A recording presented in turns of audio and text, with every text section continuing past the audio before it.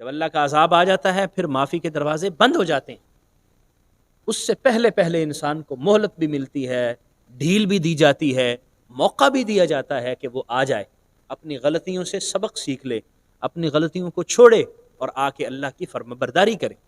لیکن جب وہ غفلت میں رہتا ہے، اللہ کی نافرمانی کرتا ہے، ظلم کرتا ہے، شرک میں مبتلا ہوتا ہے، اللہ کے دروازے سے دور بھاگتا ہے، تو پھر اللہ کا عذاب آتا ہے. جب اللہ کا عذاب آتا ہے تو پھر انسان گڑ گڑائے اور التجائیں کرے اور اس وقت واویلا کرے، شور مچائے کہ مجھ سے ظلم ہو گیا، مجھے معاف کر دیا جائے، تو پھر وہ معافی کا وقت نہیں ہوتا، معافی کا وقت ختم ہو چکا ہوتا ہے. اس لیے ہمیں نبی کریم صلی اللہ علیہ وآلہ وسلم نے بار بار یہ بات سمجھائی کہ اب قیامت اور میرے درمیان کوئی ٹائم نہیں ہے. ایک حدیث میں تو حضور نے یوں فرمایا کہ میں اور قیامت ایسے، حضور نے ایسے 2 انگلیوں کا نشان، تو میں جیسے یہ 2 انگلیاں آپس میں ملی ہوئی، میرا اور قیامت کا اسی طرح کا فاصلہ ہے. یعنی حضور کے بعد اب کوئی اور نبی نہیں آئے گا، اب قیامت ہی آنی ہے. تو پھر ہم خواب غفلت میں کس کا انتظار کر رہے ہیں؟ کس اور چیز کے آنے کا ہم انتظار کر رہے ہیں اور مشاہدہ کرنا چاہتے ہیں؟ فرمایا نہیں. دیکھیں، پانی کے ایک قطرے سے لے کر انسان کہاں تک پہنچتا ہے، آہستہ آہستہ بڑا ہوتا جاتا ہے، پھر آہستہ آہستہ اپنے بڑھاپے کی عمر تک چلا جاتا ہے. ایک دانہ ہے زمین میں بویا جاتا ہے، وہ آہستہ آہستہ پہلے اپنی کومپل نکالتا ہے، پھر بڑھتا چلا جاتا ہے، تنا بنتا ہے، پتے، شاخیں، پھر پھل پھول لگتے ہیں. تو رب اس کو کہتے ہیں جو آہستہ ہر چیز کی ضرورت کے مطابق اسے درجہ کمال عطا فرماتا ہے. تو فرمایا تمہارا رب وہ تمہیں یہ نازل فرما رہا ہے آیات مبارکہ، تو اس میں نصیحت کی جا رہی ہے، اس کو صحیح معنوں میں تم سنتے نہیں ہو، صحیح معنوں میں قبول نہیں کرتے. یہ بندہ مومن کا طرز عمل کیا ہونا چاہیے کہ وہ نصیحت کو سنے اور اس کو درست طریقے سے قبول کرے اور حرز جاں بنائے، اپنے سینے سے لگائے اور اپنی زندگی کو اس کے مطابق بنائے. أعوذ بالله من الشيطان الرجيم. بسم الله الرحمن الرحيم. ولقد يسرنا القرآن للذكر فهل من مدكر.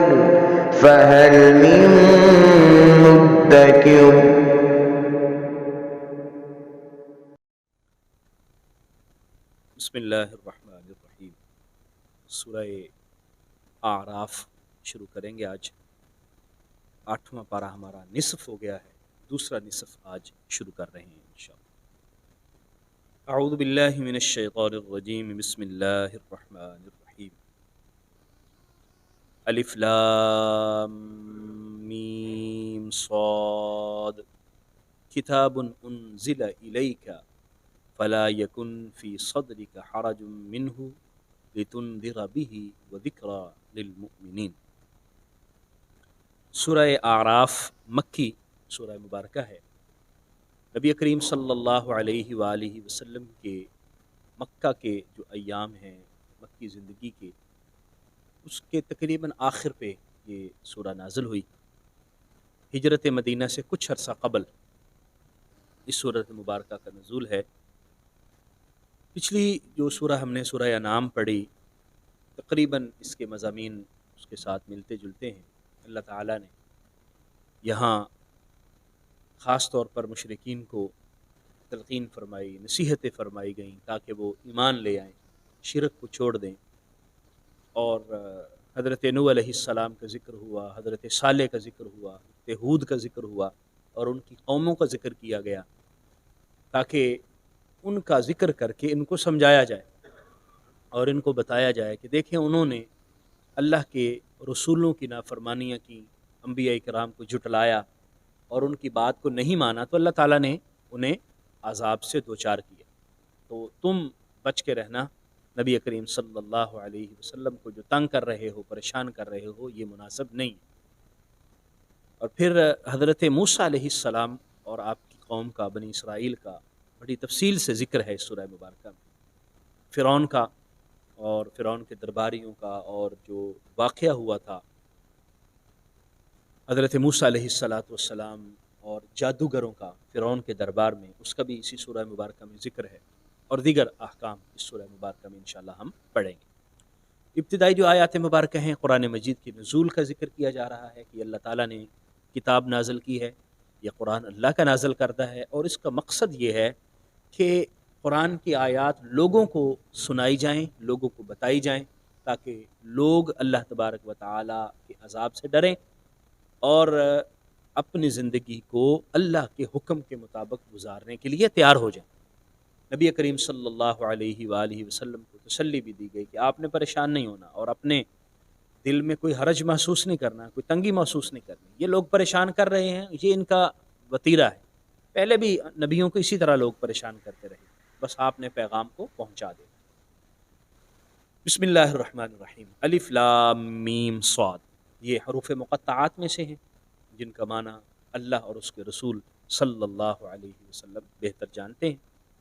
کتاب انزل الیک، یہ کتاب یعنی قرآن مجید آپ کی طرف نازل کی گئی ہے۔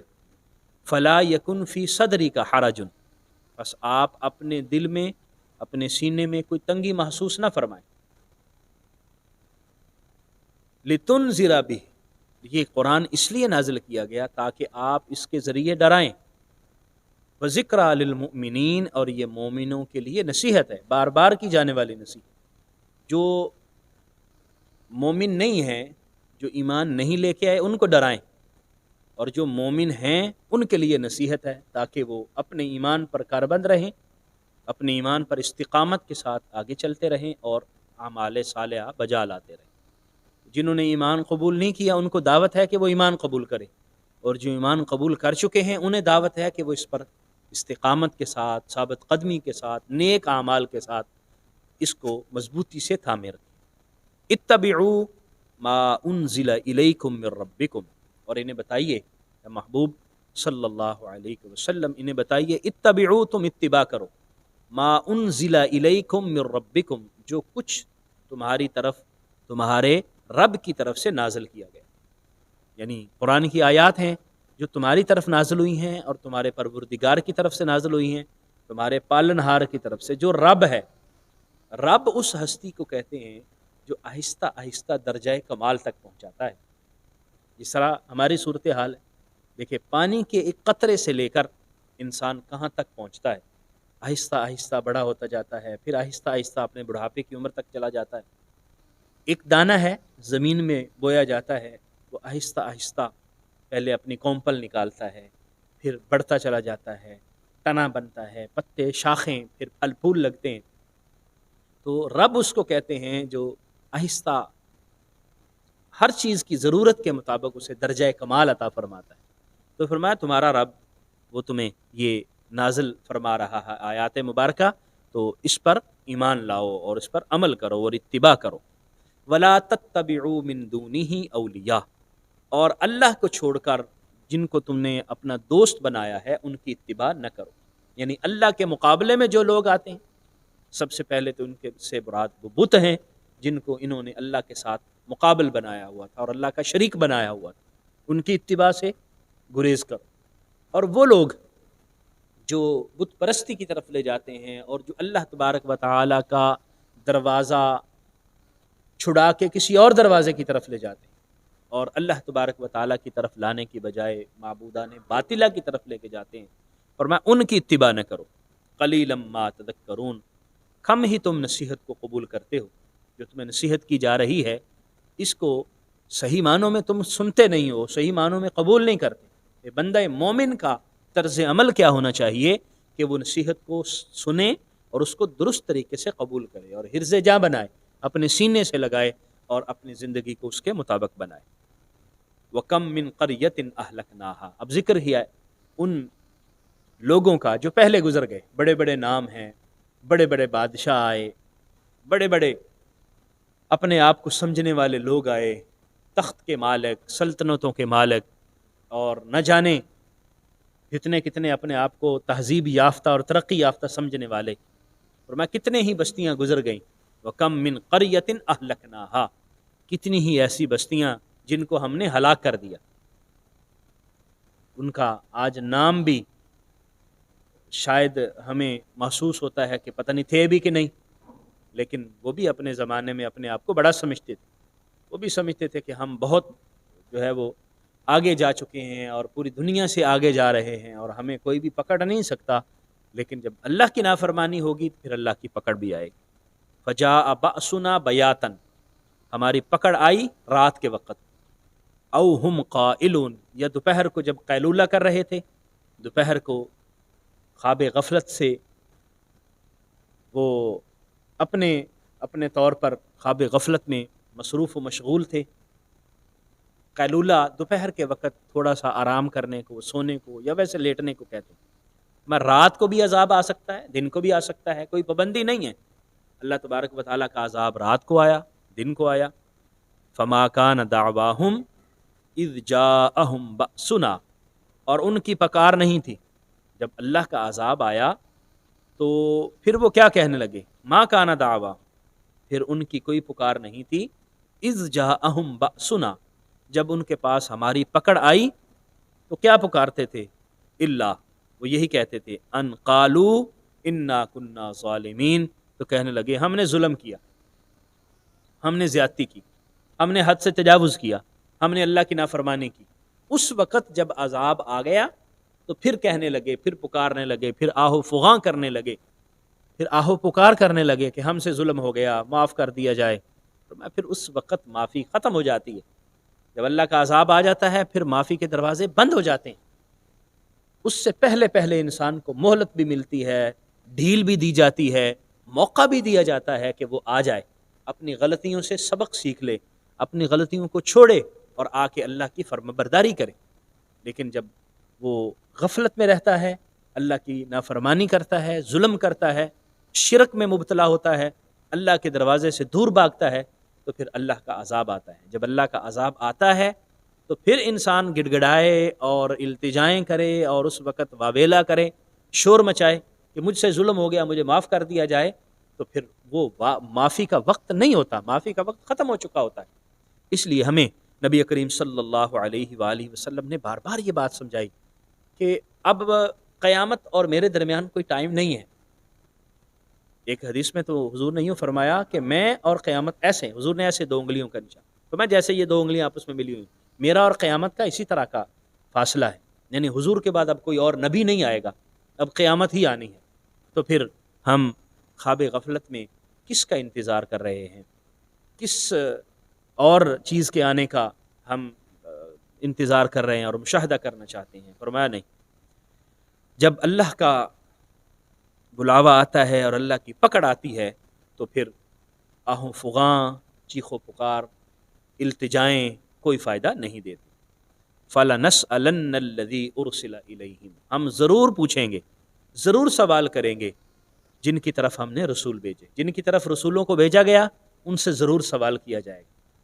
وَلَنَسْأَلَنَّ الْمُرْسَلِينَ، اور ہم رسولوں سے بھی سوال کریں گے، جن کی طرف رسول آئے ان سے بھی پوچھا جائے گا کہ تمہاری طرف ہم نے اپنے پیغمبر بھیجے تھے، وہ پیغام لے کے تمہاری طرف آئے، تم نے کیا کیا؟ اس رسول کے پیغام کو سینے سے لگایا یا اس رسول کے پیغام کو ہوا میں اڑا دیا، پس پشت ڈال دیا، اس کو کوئی اہمیت نہیں دی؟ کیا کیا؟ ان سے پوچھا جائے گا۔ اور پھر رسولوں سے پوچھا جائے گا کہ جو پیغام آپ کو دیا گیا آپ نے اس کا کیا کیا؟ حالانکہ اللہ تعالیٰ سارا جانتا ہے، جن کی طرف اللہ نے رسول بھیجا ان لوگوں کو بھی اللہ جانتا ہے کہ انہوں نے کیا کیا، اور رسولوں نے کیا کیا اللہ وہ بھی جانتا ہے۔ لیکن اس کے باوجود فرمایا ہم پوچھیں گے، سوال کریں گے، اور اللہ کی بارگاہ میں جواب دہ ہونا پڑے گا۔ رسول تو وہ کامیاب رہے، انہوں نے اپنا پیغام، جو بھی نبی آئے رسول آئے، پورے کے پورا پیغام پہنچایا، اس میں کوئی کوتاہی نہیں کی انہوں نے۔ لیکن کیا وہ قومیں جن کی طرف وہ پیغام پہنچا، جن کی طرف رسول آئے، انہوں نے ان رسولوں کو کیسے قبول کیا؟ یہ سوال ہے، اور جس کا جواب ہمیں دینا ہوگا کہ ہماری طرف نبی رحمت سرور کائنات صلی اللہ علیہ وسلم تشریف لائے، انہوں نے ہمیں کچھ چیزیں عطا فرمائیں قرآن کی صورت میں، کچھ چیزیں عطا فرمائیں حدیث نبوی کی صورت میں، ہم نے ان کا کیا کیا؟ ان کو اپنی زندگی کا حصہ بنایا، اپنے سینے سے لگایا کہ یہ ہم دور بھاگتے رہے اور پس پشت ڈالتے رہے۔ فَلَا نَقُصَّنَّ عَلَيْهِمْ بِعِلْمٍ، اور ہم تمہارے سامنے ضرور بیان کریں گے اپنے علم کی بنیاد پر، اپنے علم کی بنیاد پر ہم وہ سب کچھ بیان کریں گے۔ وَمَا كُنَّا غَائِبِينَ، اور ہم غائب نہیں ہیں. یہ نہ سمجھنا کہ تم سے پوچھیں گے اور تم جو بتاؤ گے ہم اسے سمجھیں گے کہ وہی ہے. نہیں، ہم کوئی غائب نہیں ہیں، ہم ہر جگہ حاضر ہیں. ہر جگہ ہمیں پتہ ہے کیا ہو رہا ہے، کیا کیا جا رہا ہے، ہمارے پیغام کی کیا وقت ہے ان کے سامنے، کیا حیثیت ہے ان کے سامنے، اور جو رسول بھیجے ان کو کیا اہمیت دیتے ہیں. تو یہ جو آیات مبارکہ دیکھیے کہ اللہ تبارک و تعالیٰ نے اقوام کا بھی ذکر کیا، پہلے جو قومیں گزر گئیں ان کا بھی ذکر کیا، اور پھر نبی کریم صلی اللہ علیہ وآلہ وسلم کو حوصلہ اور تسلی بھی دی. محبوب آپ بس پیغام پہنچائیں، باقی سارے کا سارا معاملہ ہمارے ذمہ آپ چھوڑ دیں. ہم قیامت کے دن ان سے پوچھیں گے اور پھر ان کے سامنے بتائیں گے بھی کہ یہ کیا کرتے رہے اور کس طرح اللہ کی نافرمانی کرتے رہے.